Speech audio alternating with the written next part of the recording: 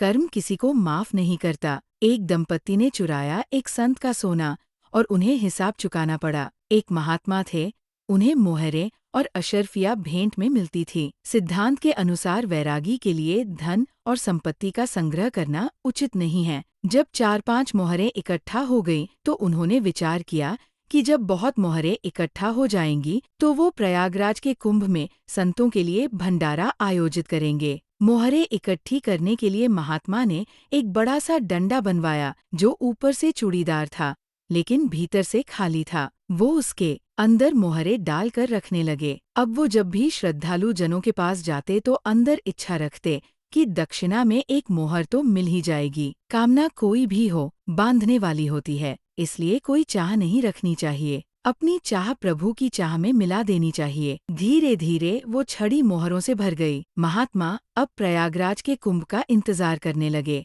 वह भ्रमण करते हुए एक गांव में पहुंचे तो लोगों के कहने पर एक संत सेवी परिवार के घर चल दिए। उन पति पत्नी ने महात्मा की खूब सेवा की, हलवा पूड़ी आदि खिलाया और उनके चरण दबाने लगे। सेवा करते करते उनकी नजर महात्मा के डंडे पर पड़ी जिसके ऊपर चूड़ी लगी हुई थी। महात्मा जी जब सो गए तो पति पत्नी ने महात्मा जी का डंडा उठा लिया। ज्यों ही चूड़ी खोलकर पलटाया तो उसमें से सैकड़ों मोहरें निकल आईं। मोहरें देखकर उन दोनों के हृदय में लालच आ गई। पति ने पत्नी से कहा कि मोहरों के वजन के बराबर नाप के कंकड़ ले आओ। रात में महात्मा जी जब सो रहे थे तो दोनों ने मिलकर डंडे के अंदर कंकड़ भर दिए और सारी मोहरें अपने पास रख लीं। उन पति पत्नी की कोई संतान नहीं थी पर उन्हें धन से बड़ा लगाव था। छल कपट से किसी संत का धन लेने से आपका विनाश हो जाएगा। ये कर्म बहुत भयंकर होता है। ये बात शायद उन्हें ज्ञात नहीं थी या लोभवश धन चुराने के लिए उसने ये कुकर्म कर दिया। प्रयाग में भंडारे का आयोजन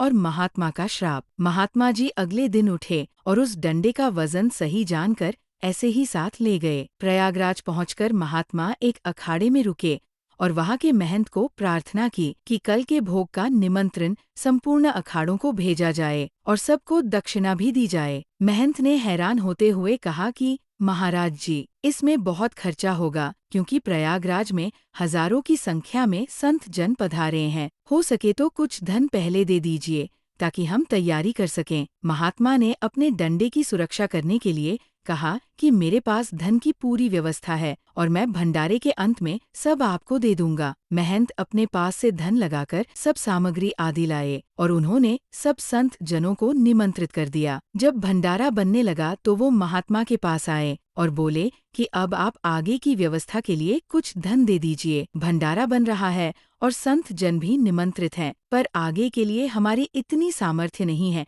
कि हम सब खर्च उठा सकें। कर्म किसी को माफ नहीं कर। महात्मा अपना डंडा उठाकर लाए और कहने लगे, आपको विश्वास नहीं है तो ये देखिए। कहते कहते जैसे ही उन्होंने चूड़ी खोलकर डंडे को पलटाया तो अंदर से कंकड़ निकलकर गिरने लगे। महात्मा जी को मोहरों की जगह कंकड़ देखकर सदमा सा लग गया। महंत भी अचंभित होकर कहने लगे, महाराज, आपने तो हमारा नाश ही कर दिया। रसोई बन गई, इतने संत निमंत्रित हैं और आप ये कंकड़ दिखा रहे हैं। हम बर्बाद हो गए। संत होकर इतना छल कपट। महात्मा बोलते भी तो क्या, अंदर से उन महात्मा का चिंतन उन्हीं पति पत्नी की तरफ गया और मुंह से निकला कि ऐसा धोखा मेरे साथ किया, भोगोगे तुम। किसी भी जीव को आप कष्ट दें और उसके हृदय से आह निकले तो वो अकात्य होता है और भोगना ही पड़ता है। महात्मा बहुत आहत हुए और सोचने लगे कि अब सब संत जनों के सामने कल कैसे मुंह दिखाएंगे। यही सोचते हुए वो प्रयाग में स्थित संगम के पास गए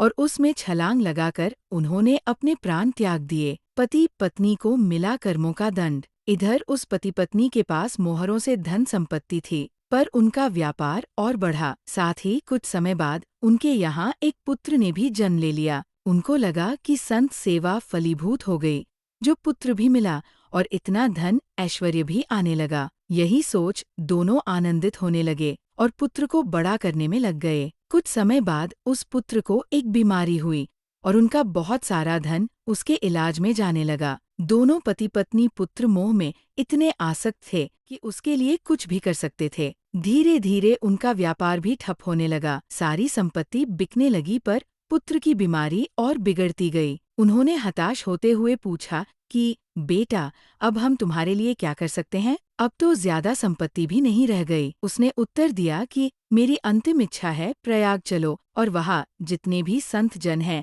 उनके लिए भंडारा करवाओ। मुझे लगता है मैं अब बचूंगा नहीं। संपत्ति नहीं है तो घर बेच दो, मेरे लिए ही तो है, पर मेरी अंतिम इच्छा पूरी करो। पति पत्नी ने घर बेच दिया और पुत्र को लेकर प्रयाग चल दिए। वहां जाकर उन्होंने संत सेवा की और सबके लिए भंडारा करवाया। सब होने के बाद पुत्र ने कहा, अब मुझे संगम तक ले चलो। जब वहां ले गए तो पुत्र के रूप में महात्मा ने अपनी पहचान कराते हुए याद दिलाया कि समझे, तुमने जो मुझसे धन चुराया था, अब मैंने वो वापस छीन लिया है। मैं वही महात्मा हूँ जिसकी तुमने मोहरें चुराई थी। तुम्हारे पास कुछ नहीं रह गया, अब केवल ममता और आसक्ति में जलकर मरो और नर्क प्राप्त करो। ये कहते ही उस पुत्र रूपी महात्मा ने शरीर छोड़ दिया। सार बात, महात्मा को दोबारा जन्म लेना पड़ा और पति पत्नी को दुर्गति भोगनी पड़ी। ऐसा नहीं है कि आप जो कर रहे हैं उसे कोई देख नहीं रहा या उसका कोई हिसाब किताब नहीं है, इसलिए बहुत सावधान रहना चाहिए। अवश्यमेव भोक्तव्य कृतं कर्म शुभाशुभः, किया हुआ शुभ और अशुभ कर्म अवश्य ही भोगना पड़ेगा। अनेक जन्मों में अनेक लोगों से जो कुछ लिया दिया है, इस लेन देन को मिटाने के बाद ही इंसान मुक्त हो सकता है। इसलिए इससे बचने का एक ही उपाय है, भगवान को समर्पित हो जाए और आपने जो भी इस संसार में अपना माना है वो सब उनको समर्पित कर दें। इसके बारे में प्रभु भगवद गीता में कहते हैं, अहत्वा सर्पपेभ्यो मोक्षयिष्यामि मा शुच, मेरी शरण ग्रहण करो, मैं तुम्हें समस्त पाप कर्मों की प्रतिक्रियाओं से मुक्त कर दूंगा, डरो मत। इसके बाद मनुष्य सब तरह के ऋणों से मुक्त हो जाता है